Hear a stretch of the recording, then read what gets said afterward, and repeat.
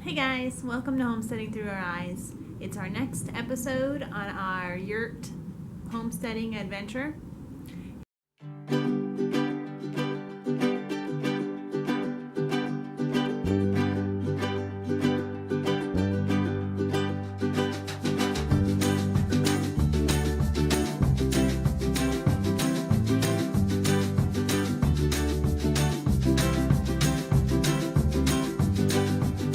It's also the second month that we've been living here in the yurt. So my updates on the homestead have turned into sort of a monthly yurt update. I guess that makes sense because for the past year and a half that we've been doing these updates, they've been working towards this, which is our yurt that we're now living in. So it kind of makes sense that our updates will kind of be our monthly yurt homesteading adventure. It's been a great month. Things have been a lot easier this month. We've got a lot of the kinks out. We've learned a lot. It's been a lot easier to manage everything. The wood stove was an issue during the really cold weeks that we had. We had 3 weeks of deep frost, our first month living here. So it was quite an eye-opener. And I'm glad that we went through it because now everything else feels really easy and really manageable. So mostly we've been focusing on our chores, our daily chores, and like splitting wood because we didn't do a good job of stacking wood and supplying ourselves with wood for the winter. We were so focused on getting the yurt up and didn't focus a lot on that. So now we're doing it. And we are running into some issues with the wood, which I'll show you. So we've been doing a lot of chainsawing and splitting and stacking and carrying in of wood. So we've been doing our other chores like the manure bucket and pumping water. But then we've been trying to do some upgrades here and there. And we did upgrade our sink, which I'll show you. And we did upgrade our bunny cage, or we added a bunny cage for our bunnies, which they don't always live in. I'll get more into that later. And added a damper,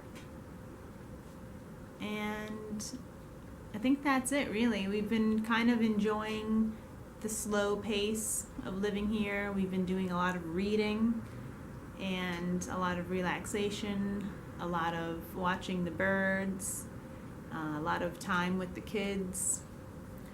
So really appreciating winter for its slowness and relaxation time, because we have had some 45, 50 degree weather days, which remind me that spring is just around the corner, and I know when spring comes we're going to have a lot of work to do. We want to do some kind of tick protection around the yurt because we are living in the woods and ticks are really bad here, and I don't want it to be really horrible with the ticks and kind of control our lives. So I want to do some kind of preventive maintenance, some kind of stone ring around the yurt to give us a barrier, some kind of planting of some herbs that I know the ticks don't like. We really want to get a mud room added on to the back door here so that we don't have to be bringing in our our outside clothes inside where there could be ticks holding on. So we want to have a barrier where we can keep all our clothes in the mudroom and close the door behind us and hopefully keep out some ticks. So I have no idea how it's going to be this summer with ticks. Right now, we're planning getting library books out and just really trying to figure out what our best options could be and what we could get done, as well as do all the other things we need to do, like get the garden ready. Lots of projects, always. We have a ton of huge projects that we want to do, and we have a ton more of small projects we want to do. So what are we going to get done? We don't really know. But we're going to try to prioritize what is the most important thing and do those first. And then the things that aren't so important, we don't do until they become so important. I'm going to show you all the stuff we did and get some perspective from Day and the kids. A big addition to our yurt is our bunnies. These are our pet bunnies. We've had them for almost 2 years. You start out with a bunny in a new area. It's always good to start them in a smaller area so they know where their bathroom is and so they don't destroy your house because they're big chewers. So we did make a cage underneath the kids' beds. We were originally planning on using it for storage, but we wanted to give the bunnies a large space. We don't like the idea of them living in cages. So we left a little bit area over here still for storage that we haven't even filled yet. And we turned the rest into their bunny cage. We just took some chicken wire and wrapped it around the legs and made them a little den. They have their pee-pee boxes. We have 2 bunnies, so we did 2 boxes. That way they're never fighting or pushing each other out. Everyone can always go to the bathroom whenever they need to. And then we have just a carrier, a storage container back there, some of their toys and chew things, a blanket, and we put some blankets up around the chicken wire in the back too, because they like it dark. It's like a den. It's their home. They like it tight too. They don't like big spaces. So that's where we keep them at night for now, as well as if we ever have to leave for extended periods, because our yurt is made out of wood and bunnies love to chew wood. So until we really can bunny proof our yurt, they do stay in this cage. I mean, it's a huge cage. So I don't feel that bad. This is probably, for a bunny, this is still huge. So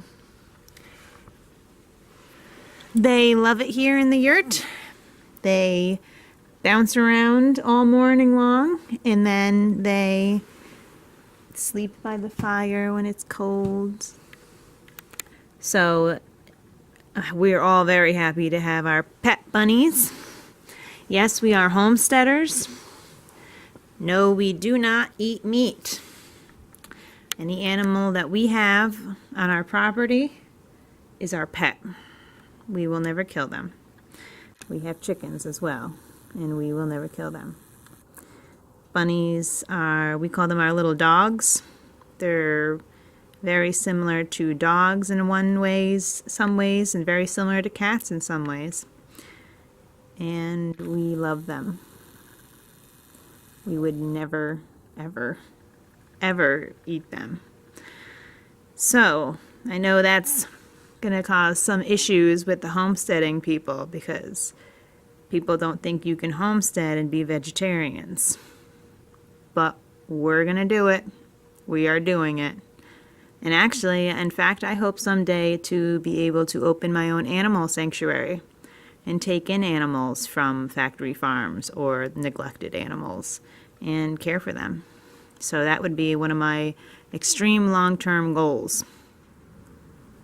The question at hand is how things have changed in the last 2 months of living in the yurt, or how my perception has changed.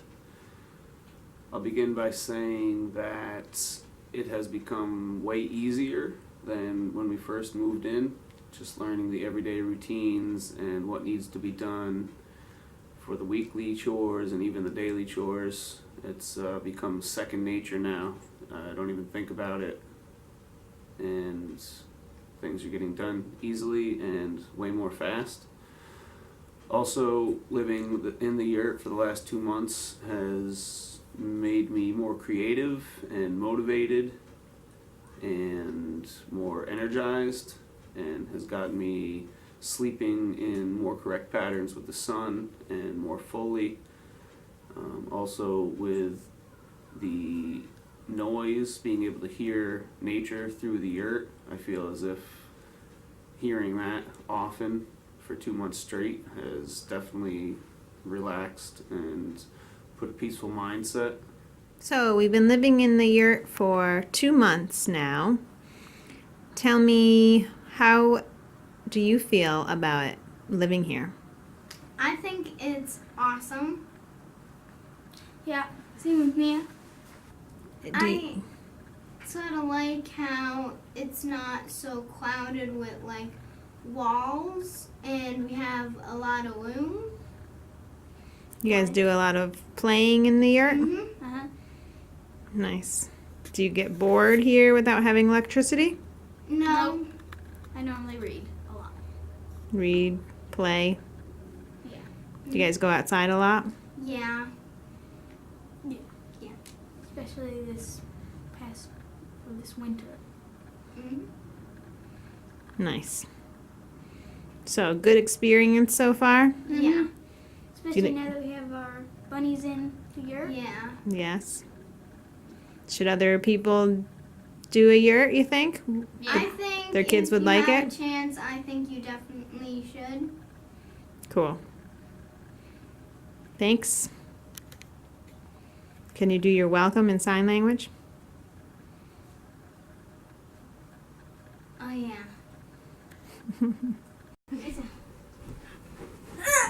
Oh, darn it!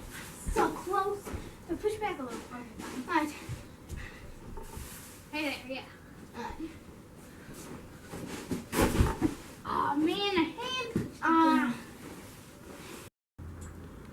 We installed a damper into our pipe, and this has made dealing with the boss much more easy. We can leave it for longer, and we can also keep the temperature rising by letting it burn wide and open and cutting it back for 5 minutes and then turning it open again and letting it burn again. This pipe will also give off a tremendous amount of heat after we close her down and keep all the heat contained. So it's been tremendous help with this simple installation of an $8 damper. Here is our new addition to the yurt, which is our sink.